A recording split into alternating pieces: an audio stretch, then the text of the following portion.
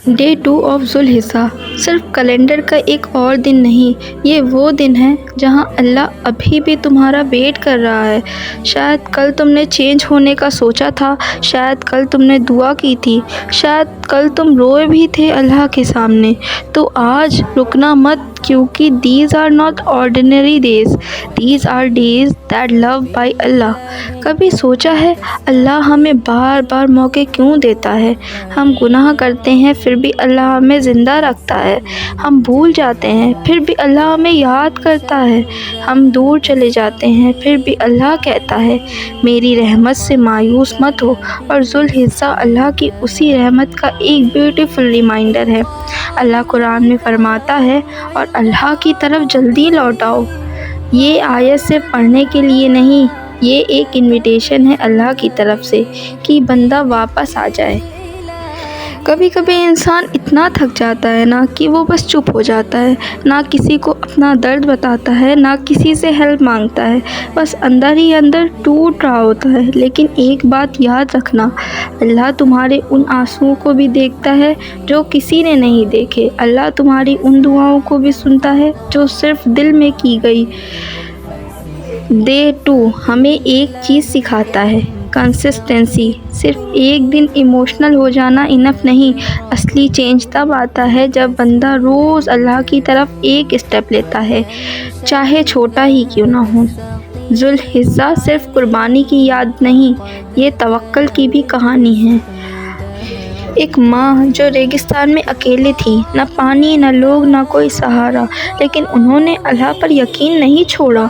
वो सफ़ा और मरवा के दरमियान दौड़ती रही और फिर अल्लाह ने ज़मज़म अता किया। कभी कभी हम भी अपनी लाइफ में सफ़ा और मरवा के दरमियान भटक रहे होते हैं, problem, anxiety, heart break, stress. लेकिन ये स्टोरी हमें सिखाती है जब बंदा अल्लाह पर यकीन रखता है तो अल्लाह वहाँ से मदद भेजता है जहाँ से बंदा सोच भी नहीं सकता।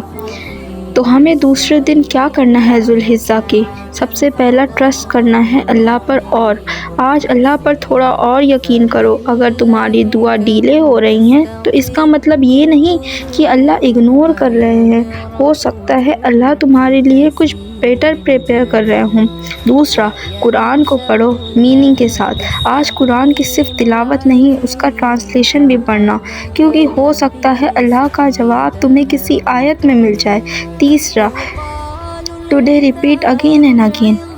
अस्तगफिरुल्लाह पढ़ो, ला इलाहा इल्लल्लाह, सुभानअल्लाह व बिहम्दी। ये वर्ड सिंपल वर्ड नहीं, ये दिल को ज़िंदा कर देते हैं। चौथा, प्रे करो दूसरों के लिए। आज किसी और के लिए दुआ करना, अपने पेरेंट्स के लिए, फ्रेंड्स के लिए, उम्मा के लिए, क्योंकि फरिश्ते कहते हैं आमीन, और तुम्हारे लिए भी वही हो। क्या पता ये ज़ुल्हिज्जा तुम्हारी लाइफ का टर्निंग पॉइंट बन जाए। क्या पता अल्लाह तुम्हारी तकदीर लिख रहे हों। क्या पता जो तुम इतने टाइम से फ़ील कर रहे हो अल्लाह उस पेन को ख़त्म करने वाले हों। बस एक चीज़ मत छोड़ना, अल्लाह का दरवाज़ा। Indeed with hardship come ease. Allah Quran में फरमाता है, अल्लाह ने नहीं कहा मुश्किल के बाद ईज़, अल्लाह ने कहा मुश्किल के साथ ईज़। मतलब तुम्हारी तकलीफ़ के साथ ही अल्लाह की मदद भी चल रही होती है। तो डे 2 पर अपने दिल को अल्लाह के और करीब करो। दुनिया टेम्परेरी है लेकिन अल्लाह परमानेंट है।